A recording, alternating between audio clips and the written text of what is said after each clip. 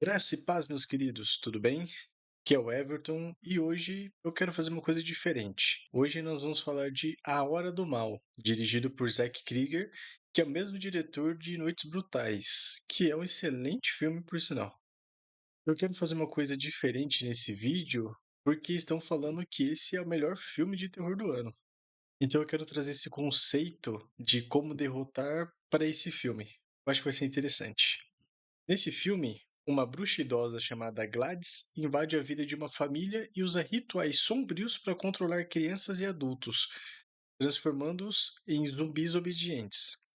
Mas e se, em vez de armas ou investigações arriscadas, usássemos a Bíblia como arma principal? Vamos reescrever a trama com soluções baseadas em versos e princípios bíblicos para derrotar Gladys de forma espiritual. Vamos nessa? Mas antes, sejam todos bem-vindos ao Fé e Sétima Arte. Como eu disse, meu nome é Everton e por aqui eu analiso filmes e séries com um olhar cristão. O meu intuito é fazer você refletir sobre aquilo que você assiste. Então, se você gosta desse assunto, já deixa o like, se inscreve no canal e comenta aqui embaixo qual é o seu filme favorito para eu analisar aqui. Ou melhor, comenta o seu filme de terror favorito para eu poder analisar aqui, beleza? Ah, e cuidado, haverão spoilers e spoilers completos à frente, porque nós vamos passo a passo analisando os erros dos personagens e como corrigi-los com a Bíblia, beleza? Então vamos começar. Então vamos lá. Vamos para o primeiro erro. No filme, Gladys se apresenta como a tia-avó de Alex e é acolhida pelos pais dele sem muitos questionamentos. E ela, na mudança, leva uma árvore de folhas pretas, e essa árvore começa a roubar a energia vital das pessoas. E aqui nós temos o erro grave, que é não discernir espíritos malignos. Esse erro é gravíssimo. Mas como derrotar a Gladys? Vamos lá. Se os pais do Alex fossem cristãos vigilantes, tementes a Deus, eles testariam o espírito de Gladys imediatamente. Como em 1 João 4:1 diz: Amados, não creiais em todo espírito, mas provai se os espíritos são de Deus. Eles poderiam convidá-la para orar juntos, mas se ela recusasse, já seria um sinal de alerta. Ao notar essa árvore estranha, que pode ser símbolo de feitiçaria, eles a confrontariam questionando sobre a origem daquela árvore. Eles até poderiam pesquisar sobre aquela árvore. Com a internet, isso seria simples. E se ela estivesse mentindo, eles poderiam confrontar a velha tendo em mente Deuteronômio 18, 10, 12, que diz o seguinte: Entre ti não se achará quem faça passar pelo fogo a seu filho ou a sua filha, nem adivinhador, nem prognosticador, nem agoureiro, nem feiticeiro, nem encantador, nem quem consulte ao espírito adivinhador, nem mágico, nem quem consulte os mortos. Pois todo aquele que faz tal coisa é abominação ao Senhor, e por estas abominações o Senhor teu Deus os lança fora de diante de ti. Ou seja, eles expulsariam Gladys da casa invocando o nome de Jesus. Isso a enfraqueceria logo no início, impedindo o ritual com galhos e sangue. Resultado? A Gladys foge ou é exposta como demônio, salvando a família sem luta física. Fechou, pessoal? Muito obrigado por terem ficado até aqui. Que Deus abençoe vocês e até o próximo vídeo. Tchau! Now the world don't move to the beat of just one drum. What might be right for you may not. Brincadeira. Se eles usassem a Bíblia, seria desse jeito, né? Vamos lá. Mas vamos pensar o seguinte. Vamos pensar que os pais do Alex não fizeram nada disso, e eles permitiram que a bruxa velha ficasse na casa deles, que é um absurdo, e que ela conseguiu dominar a casa. O Alex, em vez de roubar os itens das crianças, ele confessa aos seus pais o que a velha Gladys pediu e ora com os pais por libertação, assim como está escrito em Tiago 5,16. Confessai as vossas culpas uns aos outros e orei uns pelos outros, para que sareis. A oração do justo pode muito em seus efeitos.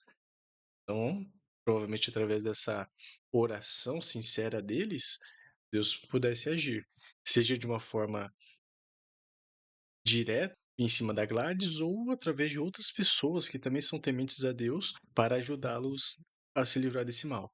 Vamos lá, vamos para o segundo erro agora. A Gladys usa fios de cabelo, galhos, sangue e um sino para amaldiçoar as 17 crianças da turma de Alex, fazendo-as fugir de casa às 12h17 e virarem zumbis no porão da casa do Alex. O Alex é forçado a alimentá-las e Justine, a professora, é acusada injustamente de começar a investigar. Qual que é o erro aqui? Confiar em evidências humanas em vez de proteção espiritual. Esse é o erro da Justine. Como derrotar? Justine poderia ter notado sinais sobrenaturais nos sonhos, já que ela tem pesadelos com a Gladys, e usado a Bíblia para proteção. Em Efésios 6,12 diz: Não temos que lutar contra carne e sangue, mas contra principados e potestades. Ela oraria pela armadura de Deus, conforme está em Efésios 6, pedindo para ser revestida pelo cinto da verdade contra as mentiras de Gladys e pelo escudo da fé para bloquear as maldições. Para as crianças, pais como Archer, que é o pai de Matthew, poderiam ter ensinado os Salmos 91. Aquele que habita no esconderijo do Altíssimo, a sombra do Onipotente descansará. O cristão que é fiel e temente a Deus não fica à deriva. Ele é protegido pelo Espírito Santo de Deus e blindado para que nenhum mal espiritual o atinja. É a frase popular que a gente ouve por aí, né? Macumba não pega em crente. E a prova disso é em Números 23:23. Contra Jacó não vale encantamento nem adivinhação contra Israel. Ou seja, se Deus protegeu o povo de Israel lá atrás de encantamento e adivinhação, por que hoje ele deixaria o fiel dele desprotegido? Não faz sentido, né? Então, quando as crianças tentassem fugir, o poder de Deus as protegeriam e Gladys perderia o controle delas. Vamos lá, terceiro erro. Justine e Archer investigam a casa de Alex e enfrentam os ataques dos zumbis Paul e James, e Archer é possuído temporariamente. Qual que é o erro aqui? Confrontar o mal com força física, com armas, por exemplo, em vez de autoridade espiritual. Como derrotar? Esse aqui é o Noia, tá?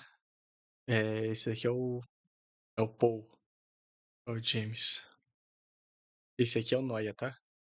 Tem o Noia e tem o policial. Essa parte que aparece os dois é engraçada, é interessante. Ele é um dos zumbis que atacam o Archer e a Justine. Vamos lá. Aqui entra o poder da Bíblia contra a possessão. Justine poderia exorcizar tanto o Noia quanto o policial, assim como Paulo fez com plena autoridade em Atos 16:18. Mas Paulo, perturbado, voltou-se e disse ao espírito: Em nome de Jesus Cristo, te mando que saias dela. E na mesma hora, ela saiu.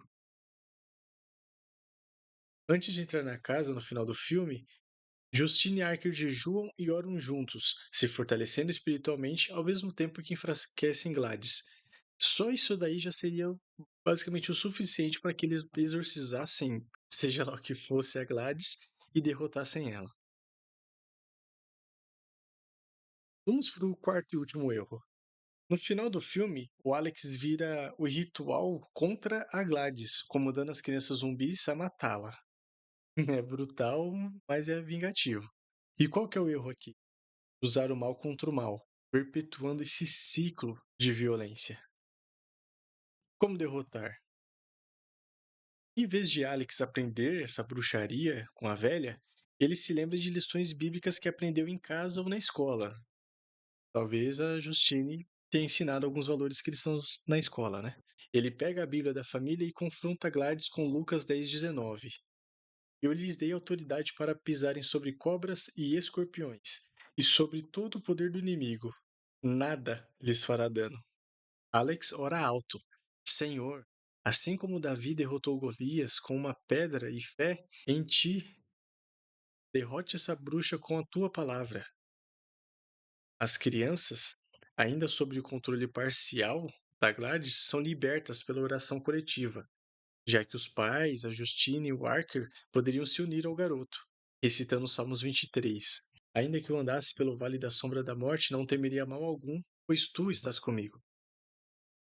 Gladys, enfraquecida pela fé deles, afinal, os demônios tremem diante de Deus, ela tentaria fugir, mas é derrotada espiritualmente. O seu corpo envelhece rapidamente e desaba, simbolizando a vitória da luz sobre as trevas, o que nos lembra João, capítulo 1, versículo 5. A luz resplandece nas trevas. Sem violência gráfica, as crianças acordam e Gladys some em poeira, como os ídolos em Isaías 2,18. E todos os ídolos desaparecerão totalmente. Vamos falar agora sobre essa vitória espiritual e as lições que a gente consegue aprender com esse filme. Nesse final, todos se recuperam completamente, pois pelo seu sangue fomos curados, como diz em Isaías 53.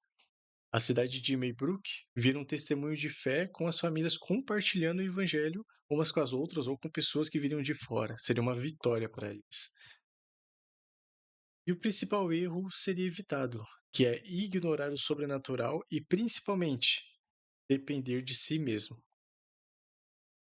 Então, a lição-chave é: a Bíblia não é só um livro, é a espada do Espírito contra qualquer Gladys da vida real.